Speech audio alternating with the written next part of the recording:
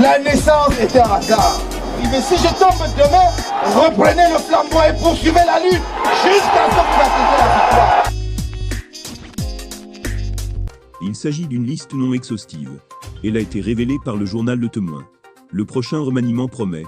La presse ne lâche pas certains membres, qui gouvernent qui sont considérés comme des éléments nocifs pour le pouvoir de Paul Biya.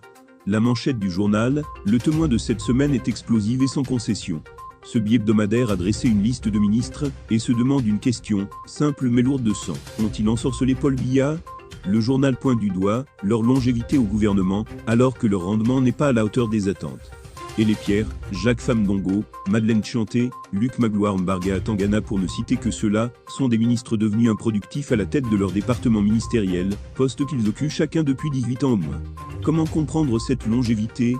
Le président serait-il otage de certaines forces ?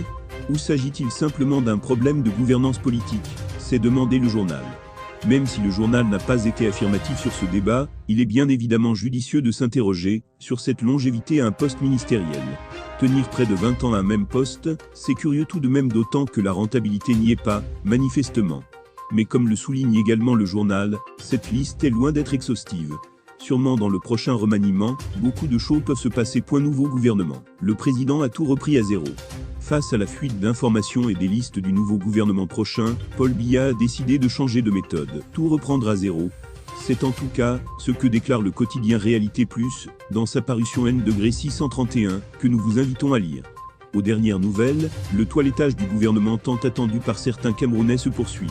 Paul Biya prendrait tout son temps pour sortir un gouvernement neuf. Inutile de balancer des dates de publication du décret dans l'opinion chaque semaine, et d'orchestrer des séances mystiques à Yaoundé croyant bloquer le président. Yaoundé étouffe.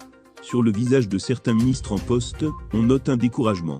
Chacun voudrait connaître sa position exacte dans cet environnement, où on annonce un nouveau gouvernement tous les jours.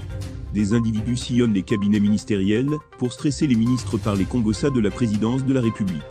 Ailleurs, on signale la mobilisation des marabouts, pour jouer contre ou pour la publication du nouveau gouvernement. Ceux qui sortent la nuit parlent des pratiques de sorcellerie autour des ministères, et sur les axes qui mènent vers la présidence de la République à Yaoundé.